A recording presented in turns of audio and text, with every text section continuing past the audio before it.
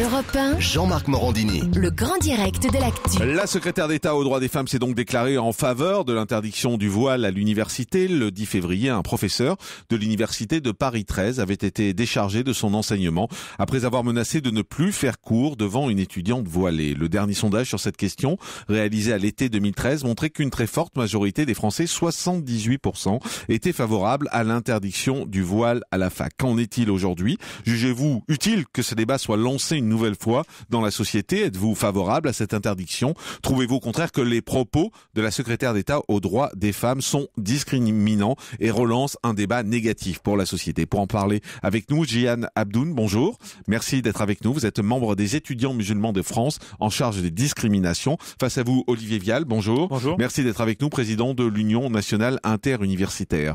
Jihan Abdoun, tout d'abord, est-ce que vous comprenez que ce débat revienne aujourd'hui dans la société? On se demande un peu pourquoi la secrétaire d'État relance ça aujourd'hui, alors qu'il n'y avait pas vraiment de polémique autour de ce sujet. Non, il n'y avait vraiment pas de polémique. Et ce qui est grave, je trouve, c'est que elle nous parle de l'université. La citation exacte était « Le voile ne fait pas partie de l'université ». Or, l'université, mon université, c'est l'université de l'ascenseur social. C'est l'université de l'égalité des chances. C'est l'université où chacun peut entrer et ressortir avec une chance. Chacun peut avoir droit à l'éducation. Et le voile, l'interdiction du voile ne fait en aucun cas partie de cette université. On ne peut pas, au nom de l'université, interdire ce droit. C'est complètement contradictoire et ça n'a bien sûr rien à voir dans le débat actuel. Olivier Vial. Alors, je comprends la position de la secrétaire d'État parce que effectivement, il y a aujourd'hui un risque réel de radicalisation. On voit qu'il y a de plus en plus de problèmes. Il y a des problèmes depuis plusieurs dizaines d'années à l'université, et donc il y a une nécessité effectivement de prendre à bras le corps le problème de la radicalisation, le problème du communautarisme à l'université. Et ça, c'est lié au voile pour vous? Communautarisme. Le voile, c'est pour ça que par contre je mettrai un bémol. Le voile n'en est qu'une petite partie. Il faut effectivement répondre à cette question. L'interdiction, on a consulté des juristes, elle est compliquée, elle est quasiment impossible. Par contre, un encadrement très strict du port du voile, là, on pourrait aller dans cette direction-là. Mais au-delà de ça, effectivement, il va falloir prendre d'autres mesures, parce que le voile, par définition, ne concerne que 50% du problème, parce que ceux qui sont le plus prosélytes, ceux qui sont les plus radicaux, c'est pas forcément des jeunes filles voilées, c'est aussi des garçons qui sont pour le coup très très prosélytes. Et il va falloir qu'on arrive à répondre à cette question. Juste pour bien comprendre votre position, est-ce que vous associez radicalisme et voile? Ça peut être un des signes, mais c'est pas forcément le seul. Et c'est pour ça qu'il faut avoir une discussion beaucoup plus large. Il faut effectivement mieux encadrer le port du voile. Mais il y a un soupçon pour vous. Quand quelqu'un est voilé, il y a un soupçon de radicalisme. Pas forcément, mais en tout cas, ça fait partie. Il y a toute une liste de choses qui peuvent être faites. En tout cas, ce qui est sûr, c'est que c'est pas un soupçon, mais c'est une preuve de non-intégration. Et au-delà de cette non-intégration, qui est déjà une preuve de communautarisme, au-delà de ça, on peut avoir aussi des phénomènes de radicalisation. Et pour le coup, l'université française a été très souvent le théâtre de radicalisation. Jihan Abdoun, qui est face à vous, est donc non intégrée, puisqu'elle est voilée.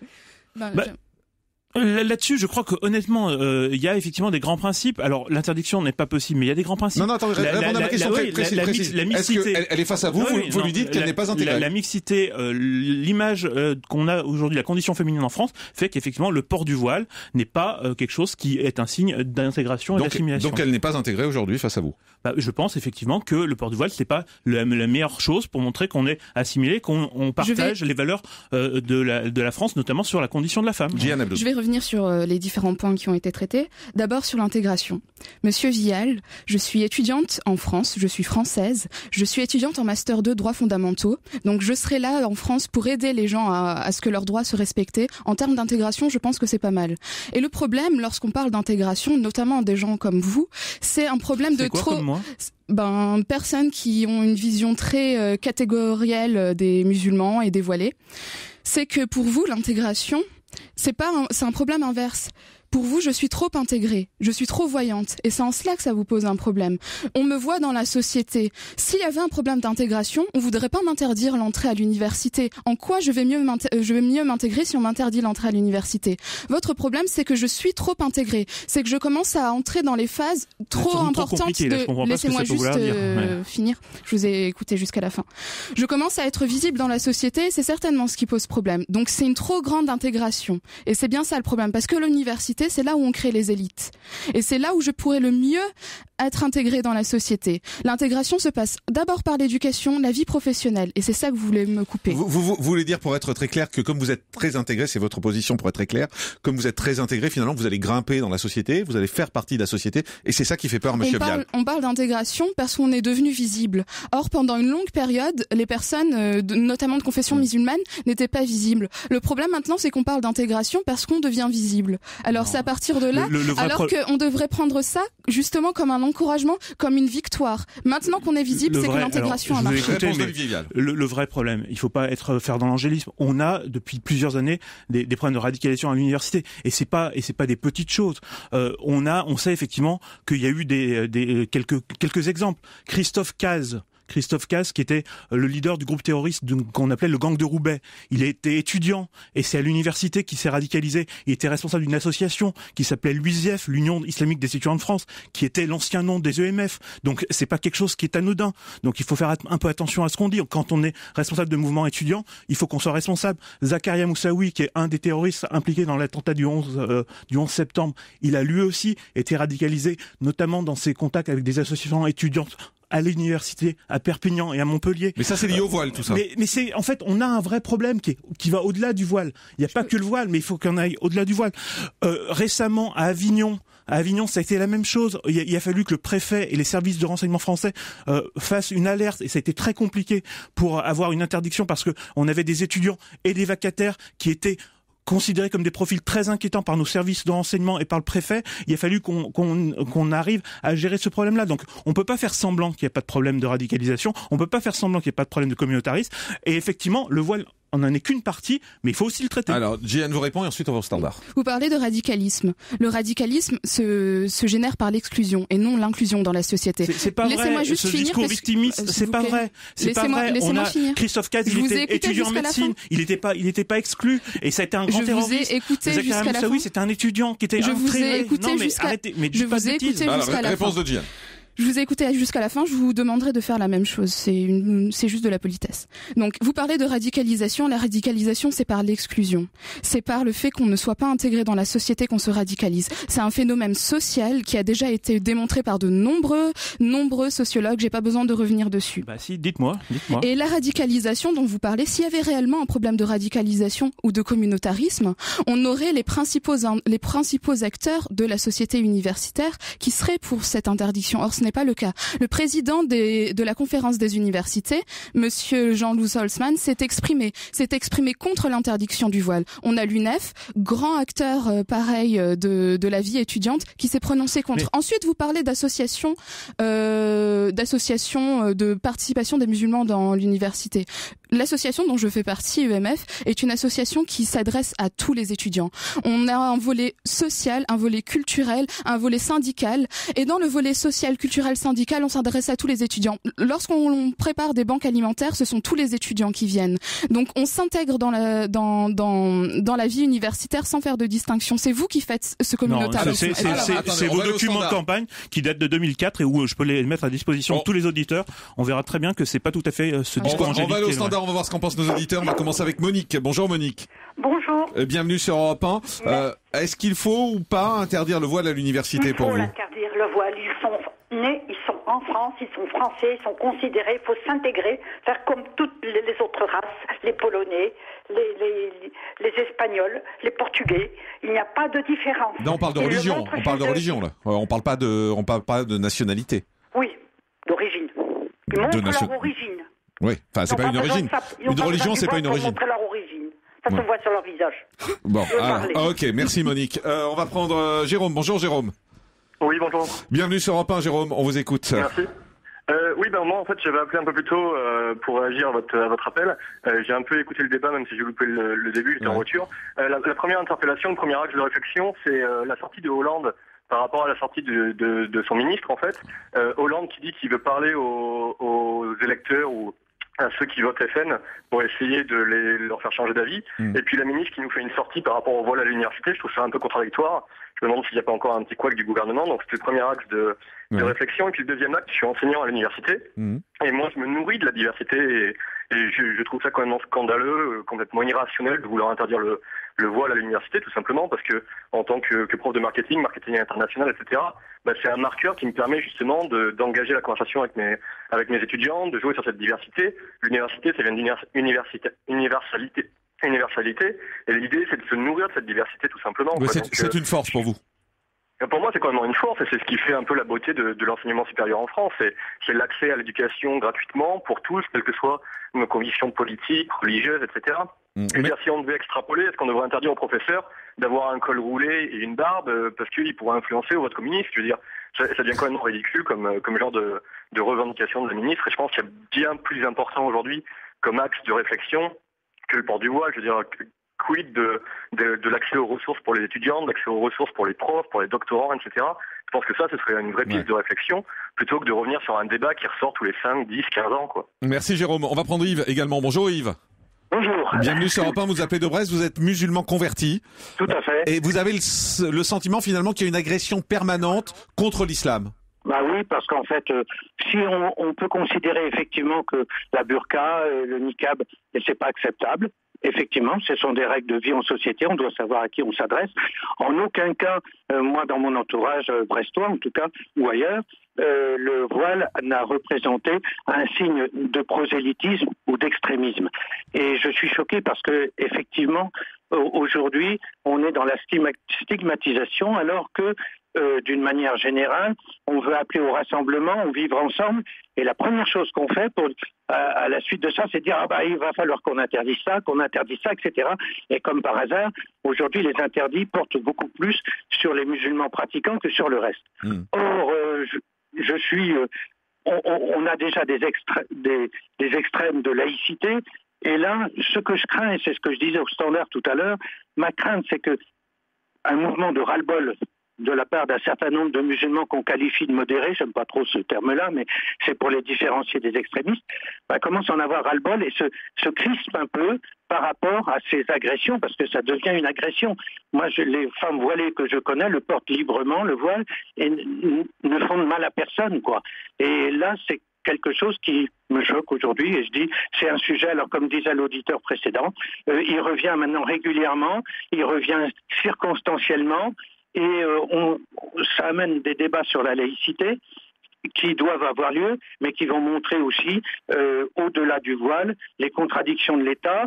On ne subventionne pas les cultes, ok, c'est la loi de 1905, mais à contrario, on veut interdire tout financement étranger pour les mosquées. Or, qui fréquente des mosquées? Il n'y a pas que des gens riches, il y a beaucoup de gens qui ne gagnent pas grand-chose.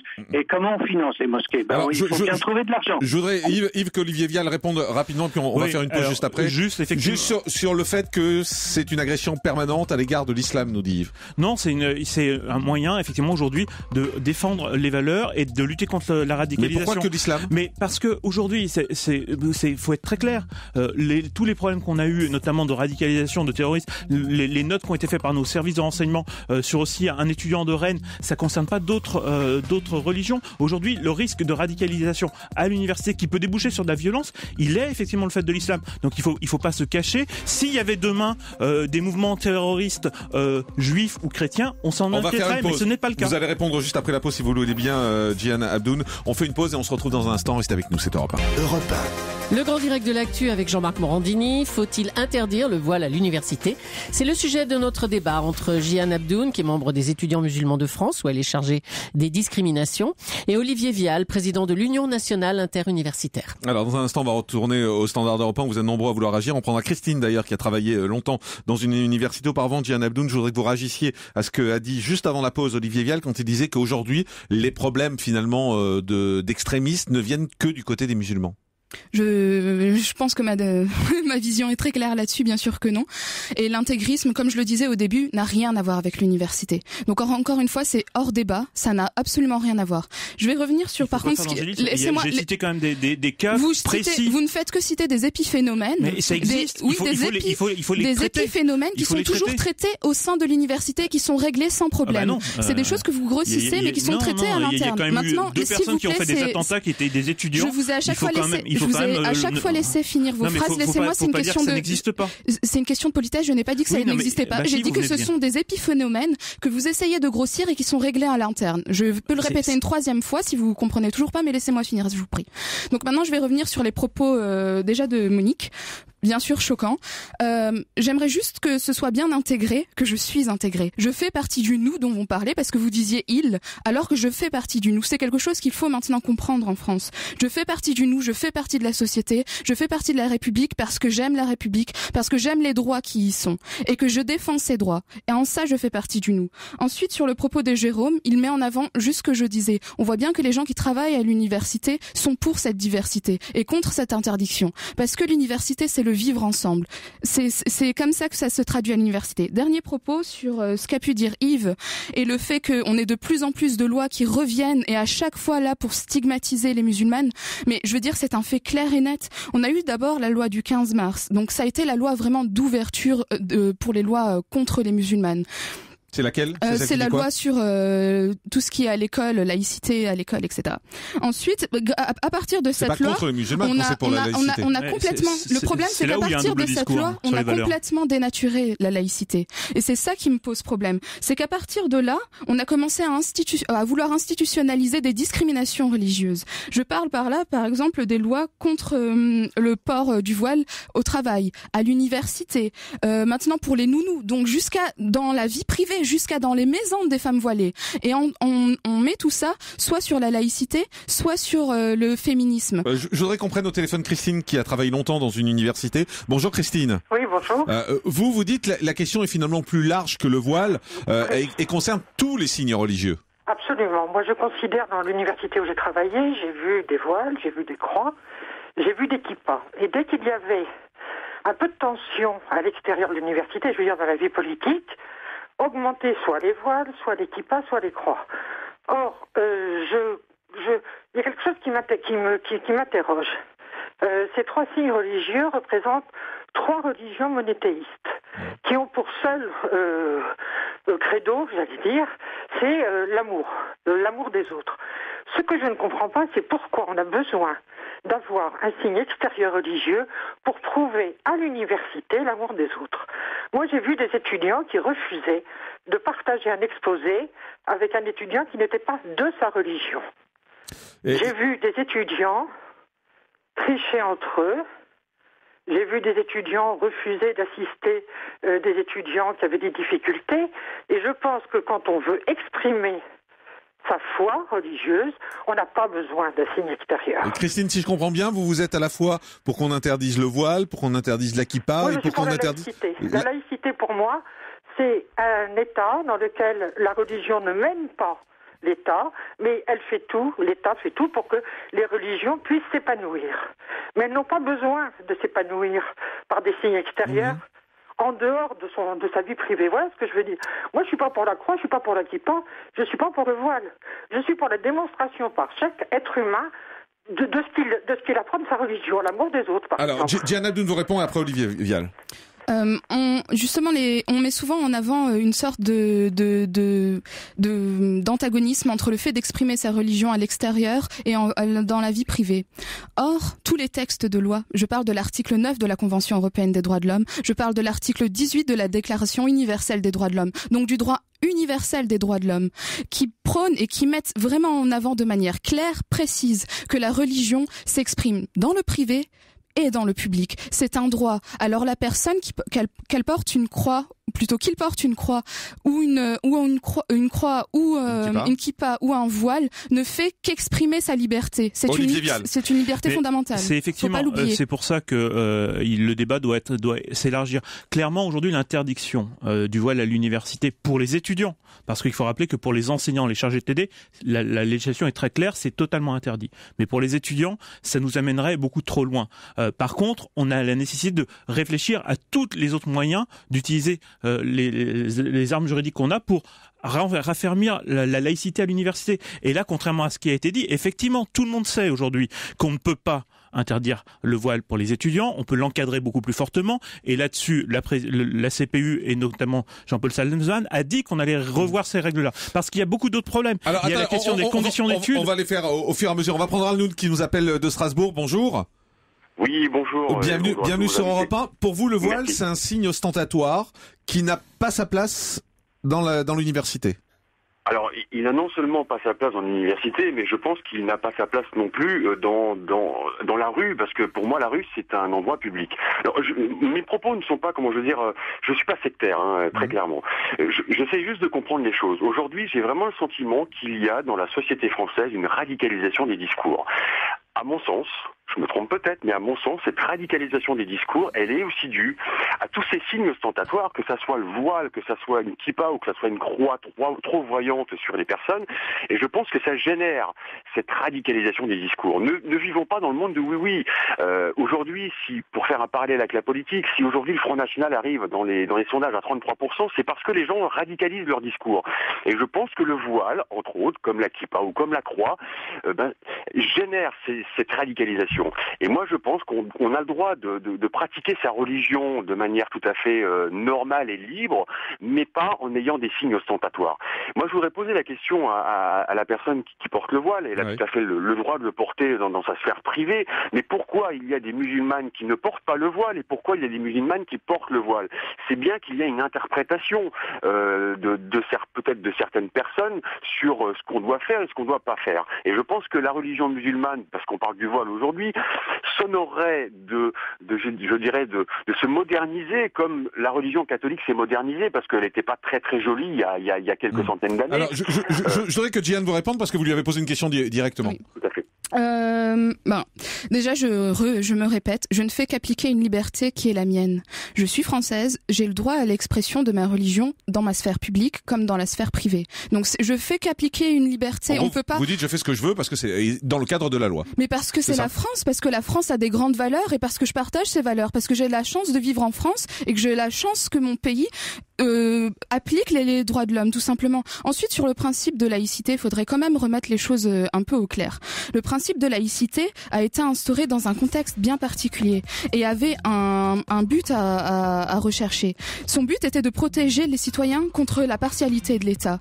C'est ça le but. La laïcité. C'est une vision très personnelle de la laïcité. Le combat de la laïcité en 1905, il était contre les religions. On va faire une pause. On va y revenir dans un instant. On prendra également Michel, qui lui nous dit: je suis fier de porter ma kippa à l'université. On y revient dans un instant. Restez avec nous. C'est Europe 1. Europe 1. La suite du grand direct de l'actu avec Jean-Marc Morandini et ses invités, Jihan Abdoun, membre des étudiants musulmans de France en charge des discriminations, et Olivier Vial, président de l'Union nationale interuniversitaire. On parle du voile à l'université. Faut-il l'interdire? Faut-il l'interdire?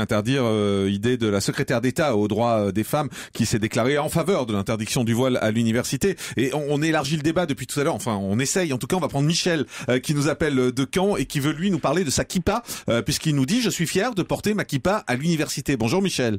Oui, bonjour. Bienvenue sur Europe 1, vous avez 25 ans et vous nous dites: je suis fier de porter la kippa. Est-ce que ça veut dire aussi que vous trouvez normal que des filles portent le voile? Tout à fait. Alors moi je porte la kippa sans problème à l'université. Ça me pose aucun problème. Et j'ai des amis musulmans d'ailleurs, dont des femmes voilées. Ouais. Et on cohabite très très bien ensemble, et je vois pas pourquoi ça poserait problème. Et ces amis voilés qui sont les miennes n'ont rien de radical d'extrémiste. Donc quand j'entends ça, moi je suis un peu choqué. En fait, je pense que c'est un peu un coup de poignard en fait au vivre ensemble de la société. Donc, pourquoi est-ce qu'on ne pourrait pas vivre les uns avec les autres, les uns à côté des autres?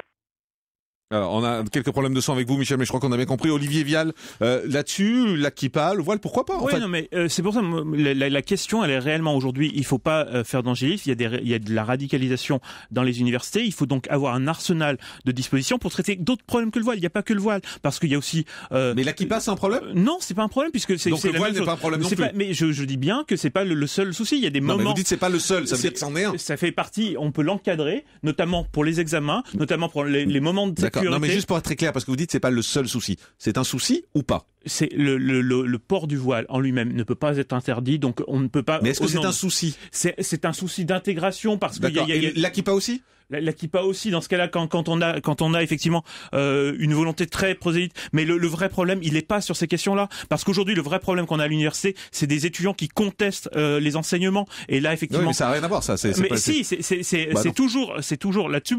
Par exemple, on a des exemples très précis en droit de la famille. De plus en plus de professeurs de droit nous disent qu'on conteste le droit de la famille au nom, par exemple, du principe de l'enfant endormi, qui est un principe qui n'a rien à voir avec le droit, qui est simplement, pour le coup, un principe religieux de certaines parties des musulmans. Donc, j'ai jamais entendu parler de ça. Et encore une fois, c'est de l'épiphénomène. Non, c'est pas de l'épiphénomène. Je suis étudiante en droit, donc le parcours du droit, je l'ai effectué. J'avais des amis qui étaient en kippa, j'avais des amis qui étaient voilés, des amis qui portaient une croix. Ça n'a jamais posé de problème. Je n'ai jamais entendu de revendication. Mais tout va très bien. Tout va très bien dans le monde. On n'a aucun problème. Laissez-moi finir. Mais arrêtez de dire tout va très bien.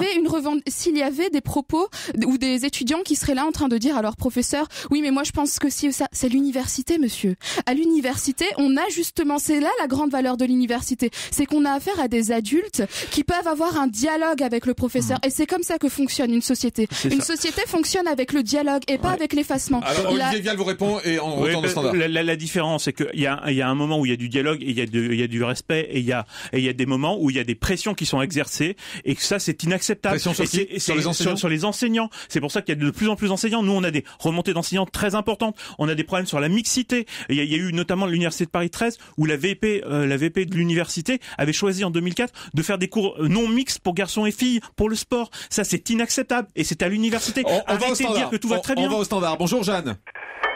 Bon, Jeanne qui nous appelle de Lille. Bonjour Jeanne. Oui. Bonjour, bienvenue sur Europe 1. Vous vous dites, je comprends pas pourquoi on fait un débat de tout ça. Le voile, c'est un signe religieux, il ne faut pas l'université.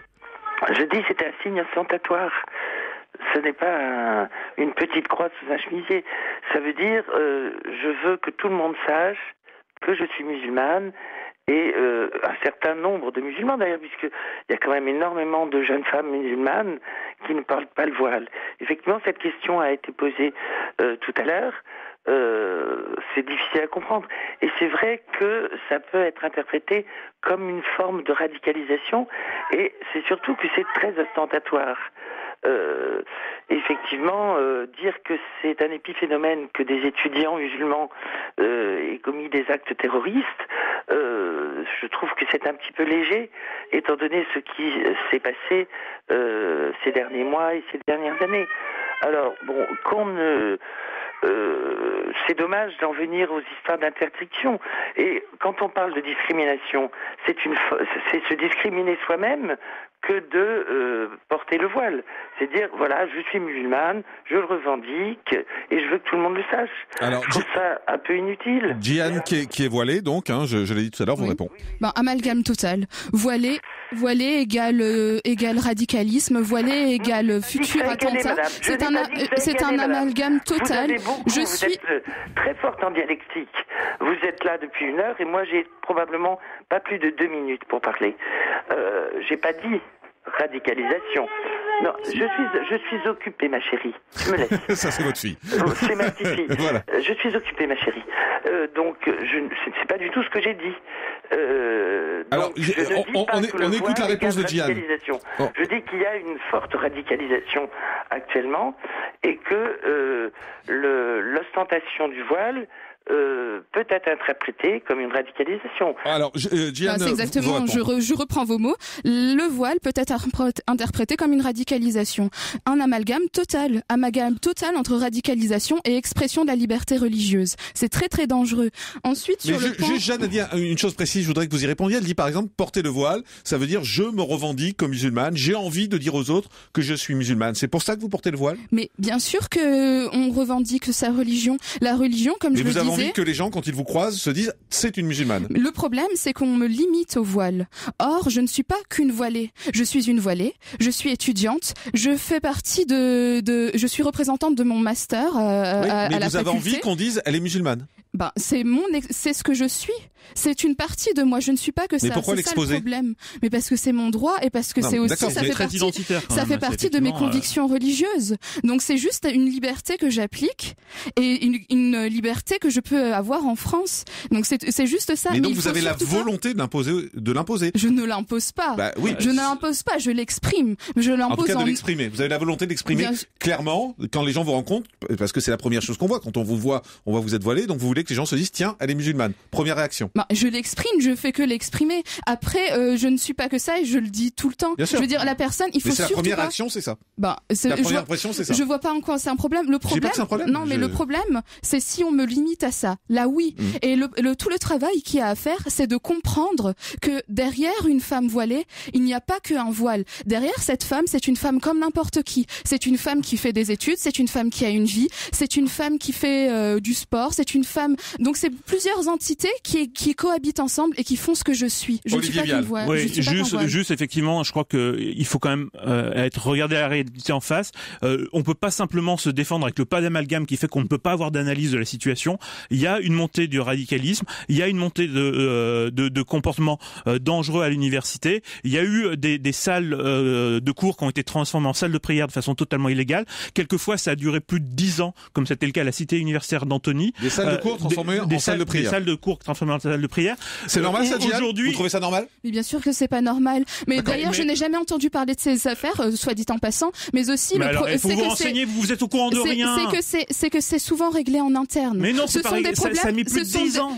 C'est un problème de l'université. Ce sont des problèmes qui doivent se régler en interne. Mais ce n'est pas en interdisant le voile aux étudiantes qu'on va le régler parce que ça n'a absolument rien à voir. Moi, en tant qu'étudiante voilée, je ne réclame pas d'avoir une salle de prière dans ma faculté. Ça n'a strictement rien à voir. Olivier, elle vous répond et on tourne au standard. C'est pour ça, effectivement, qu'au-delà de la question du voile, aujourd'hui, il faut réarmer juridiquement les enseignants, les présidents d'université pour leur donner les moyens de lutter contre cette radicalisation. Et donc, il faut traiter la question des salles de prière qui sont illégales. Les présidents d'université ne veulent pas de cette loi. C'est exactement le contraire. Ils ont dit, l'UNEF n'en veut pas, l'UNEF n'en veut pas, les acteurs de terrain n'en veulent pas. Parce qu'ils n'y croient pas. Mais arrêtez de mentir. Les professeurs n'en veulent pas non plus. 2004, il y a eu un guide de la laïcité fait par la CPU. Le président de la CPU l'a dit la semaine dernière. Il y en aura un autre cette année qui va être refait pour justement élargir cette question. On retourne au standard d'Europe 1. On va prendre Martine. Bonjour Martine. Bonjour. Bienvenue sur Europe 1. Vous êtes une ancienne enseignante et vous nous dites je suis retournée à la fac il y a quelques années et ça vous a surpris ce que vous avez vu? Non, oui. Alors voilà, j'étais une ancienne enseignante et à la retraite j'avais décidé d'apprendre une langue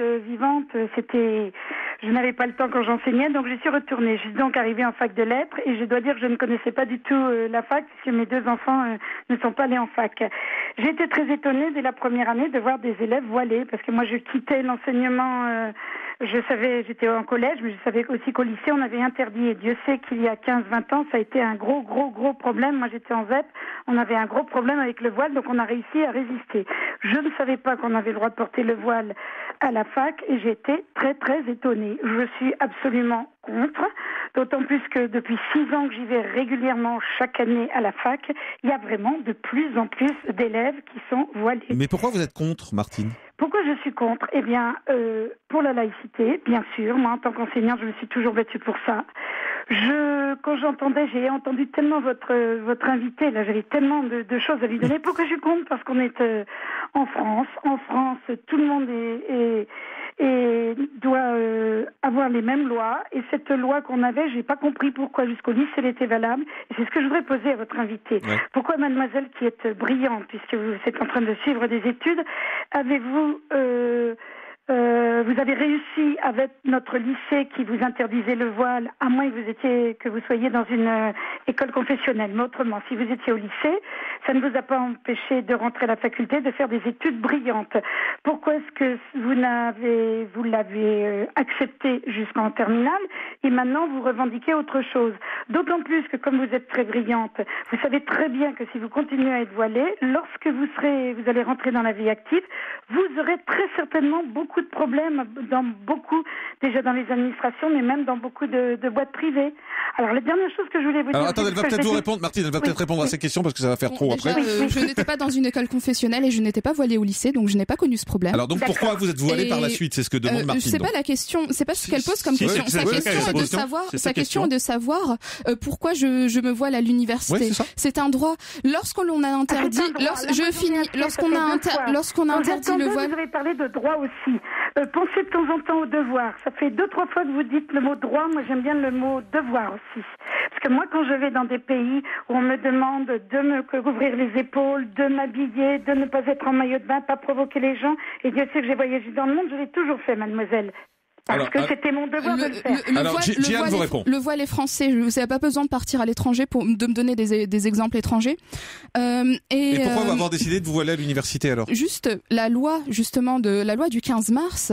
Pourquoi elle se limitait? Monsieur fait partie de l'UMP. Pourquoi l'UMP l'a limité au collège et au lycée? Parce que il s'agissait d'enfants et non d'adultes. Et c'est en ça, et c'est pour ça que je parle de droit. Parce que à l'université, on a affaire à des personnes qui sont conscientes, à des personnes qui sont raisonner, des adultes. On peut pas interdire, c'est un choix. On ne peut pas l'interdire comme ça. Ensuite, je reviens quand même sur ce que vous avez dit.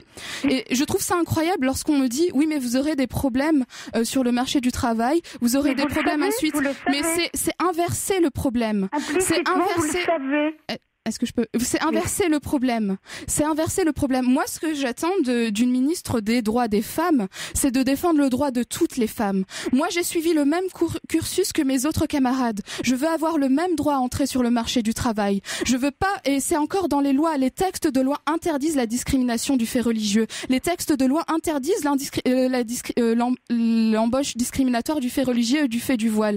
Donc, il faut inverser la chose. Je suis victime dans ce sens. Alors, on écoute Martine qui répond et Olivier Vial après. Des jeunes filles qui sont musulmanes tous les ans, parce qu'il y en a beaucoup qui viennent de pays étrangers. Il y a des garçons, il y a des filles musulmanes dans mes cours. Je n'en ai, moi, personnellement, jamais vu une à mes cours voilée. Mais ça vous choquerait, Martine? Il y a des jeunes filles musulmanes, des jeunes filles brillantes, ça les empêche pas. On discute, ça nous arrive par moment dans les faits de société de discuter des problèmes de religieux. Vous pensez bien qu'après les attentats, on en a reparlé quand on s'est retrouvés en cours et tout. Mais c'est des gens qui veulent vraiment passer Martine, j'ai bien compris. Si une fille vient voilée dans vos cours, ça vous choque? Moi, je suis à la retraite. Oui, non, mais si c'était le cas, ça vous aurait choqué. Ah, mais de toute façon, moi, je fais partie des enseignants qui ont lutté, donc je sais plus en quelle année c'était, il y a 15 ou 20 ans, quand j'étais au collège, pour qu'ils ne viennent pas. Quand elles essayaient, on était vraiment... donc vous les mettez dehors. Si elles sont voilées, vous les auriez mises dehors. À l'époque, la loi m'a suivi. Exactement. Vite, Olivier Val, juste rapidement. Effectivement, ce que dit votre auditrice est très vrai, c'est que malgré tout, au-delà de la question religieuse, il y a une question identitaire. Et on a vu effectivement, et c'est là qu'il y a un problème d'intégration, c'est que des musulmans en France, il y en a toujours eu. La question du voile, elle commence à se répandre très rapidement parce que, au-delà de la question purement religieuse, aujourd'hui, le port du voile, c'est une revendication identitaire et c'est ça qui est dangereux. Très rapidement. En fait, s'il y a une montée maintenant du voile, c'est parce que justement les Françaises musulmanes se sentent intégrées. Parce que c'est une question identitaire, non, c'est identitaire. C'est parce qu'elles sentent, contrairement à leurs parents qui ne se sentaient pas encore français, elles sentent le pouvoir de pouvoir s'exprimer entièrement. On s'intègre en se différenciant? Du tout. Elles arrivent à avoir le sentiment de je peux m'exprimer en France, je peux être complètement moi en France, alors je peux l'exprimer extérieurement. Et c'est une grande victoire. Merci Jeanne Abdoun d'avoir été avec nous, membre des étudiants musulmans de France, en charge des discriminations. Merci Olivier Vial, président de l'Union nationale interuniversitaire.